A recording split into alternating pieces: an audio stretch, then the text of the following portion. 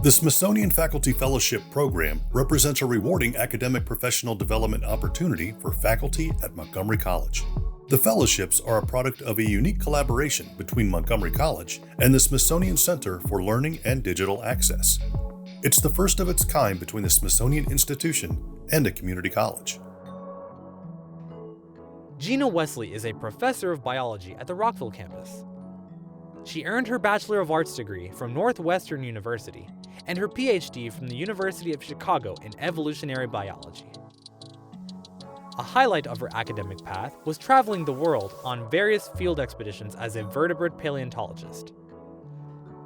Throughout her career, Gina has been an advocate for women in science, and she continues that work at Montgomery College as co-founder of the interdisciplinary Faculty 51 Speaker Series. Working across disciplines brings her the most intellectual enjoyment, and she is excited to work with her colleagues during the Smithsonian Faculty Fellowship.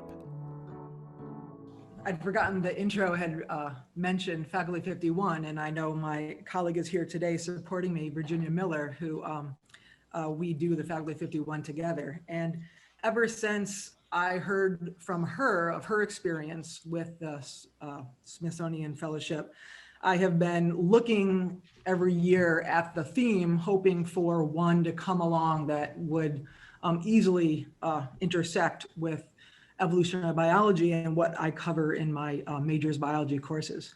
And so when the theme came for 2020, that was highlighting the brand new exhibit, Deep Time, the fossil hall at the Natural History Museum, I knew this was my moment, right? I had to get in this semester. So put everything together, got Virginia to give it all the okay, and very fortunately it was successful.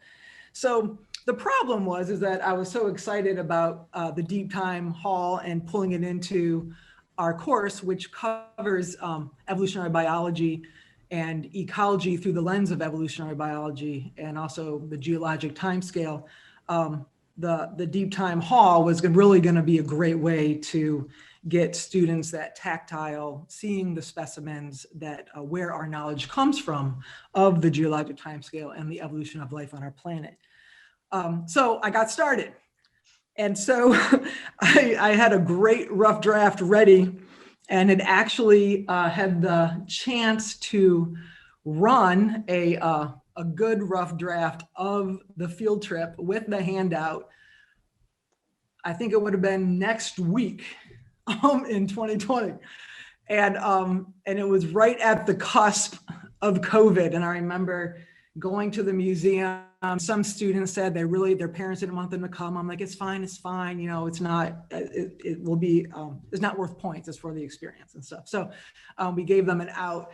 And like, even when we were at the museum, there was this like, you know, discomforting feeling that maybe we shouldn't be here. And then I remember the feeling like when we left, like when that weekend was done, and all sections of the Rockville course had gone to that exhibit, it almost felt like the doors were being shut behind you. Like life was like, it kind of was dawning on us what was coming. And in fact, it was that following week, directly after the weekend we did our trip, that you know, classes were canceled Thursday and Friday, and we had to reinvent education on a global scale in a week.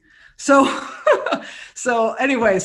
thinking about that trip, that field trip, brings back all of those early emotions that will be coming up on our anniversary very soon. So I want to show you the project that was for that Deep Time exhibit, and then I will show you the second project I developed because we clearly couldn't go to that exhibit. So this is the handout that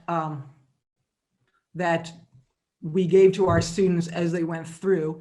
And I wanted to draw your attention to a couple of things. We've learned through some other field trips that we've done that it really helps to tell students when we want them to just look at something, when we want them to look at an exhibit and find an answer versus reasoning for themselves. And it reduces a lot of frustration on the students' part of knowing exactly what's expected.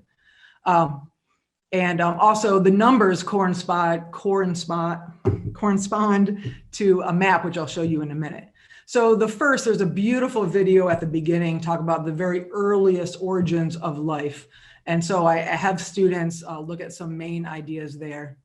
And then I won't go through it all, but I do want to pull your attention to The Body Through Time is a terrific exhibit in this hall where there's a cartoon human being and you can select different body parts and learn their evolutionary history through vertebrate evolution.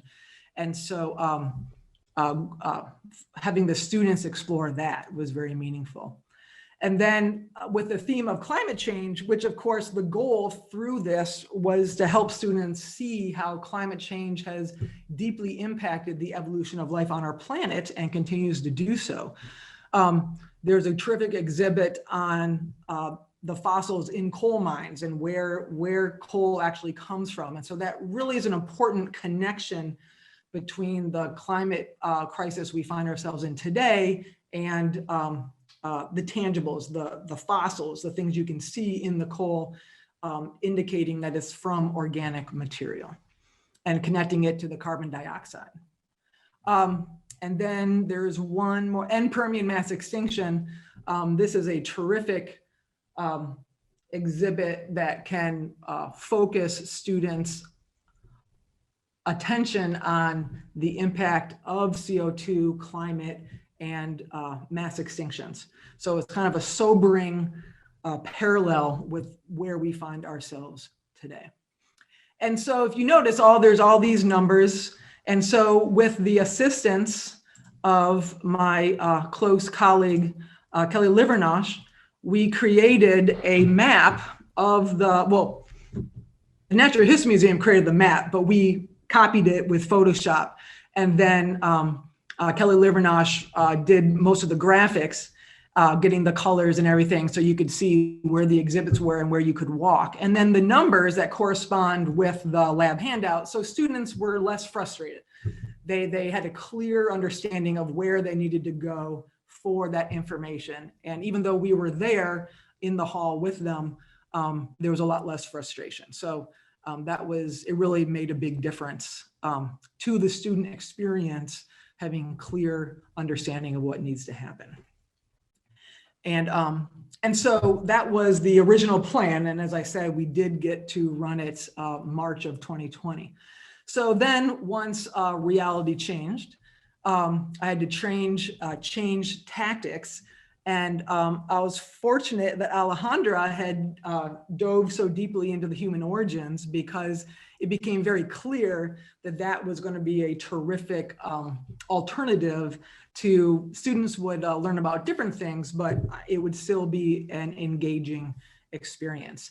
And luckily, the Human Origins Hall, they were able to gain the resources and the funding to develop a really interactive website to go with it.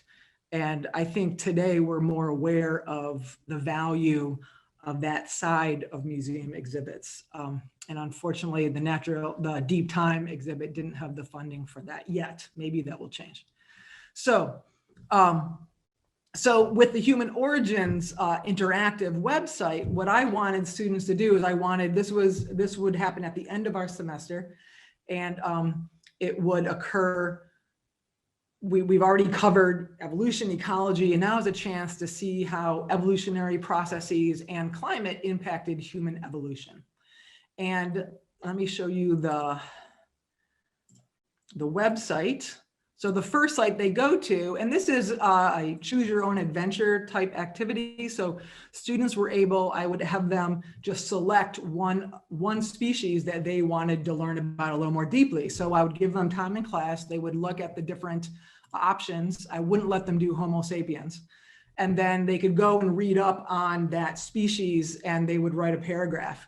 And at the end of this activity, I don't want to forget to mention it, there was time at the end of class where everyone would, not everyone, but I would ask certain students to talk about what they investigated so that students could gain a little bit more depth.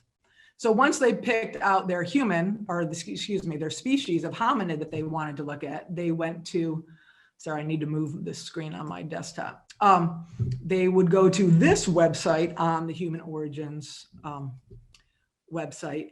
And this is the Human Evolution Timeline Interactive. And what's really neat is there's a lot to play with. Up here is climate. Down here is the range, the time range that these different species existed, and then some of the major milestones in the evolution of humans. And so the handout, they were asked to, using their species that they chose, identify some major milestones, what was going on in climate that might have impacted their species, and just looking a little more deeply at everything going around at the same time that their species existed. And then the very last question asked them to go to this very last purple bar. And it was very relevant to our time on our planet today, because during this time, it is estimated that humanity, Homo sapiens, got down to 10,000 individuals of reproductive age.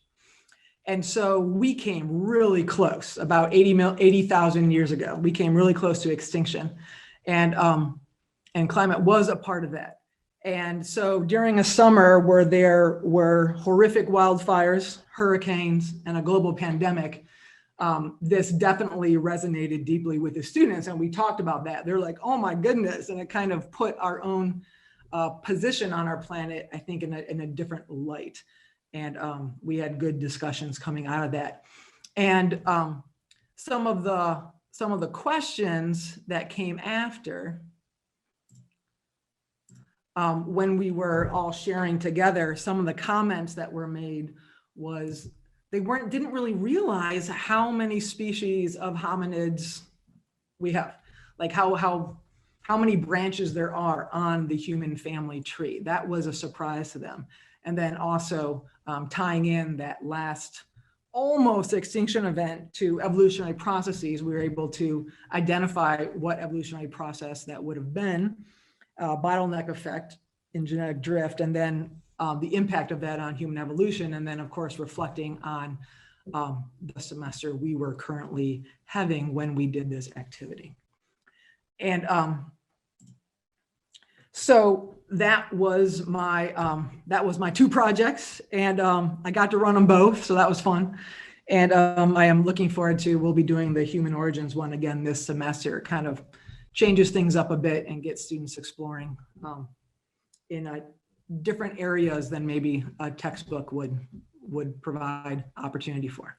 So thank you for everyone, and my colleagues, as I said in my introduction, it is the cross-disciplinary interactions with colleagues that I so deeply value, and having the structure of fellowships like this is so rewarding for faculty, and it really does enrich everything. And I've moved into a whole new area intellectually in my teaching because of the relationships I made with faculty during this fellowship. So I really want to emphasize how valuable this is to the college, and hopefully this and others will be continued to be supported. So thank you.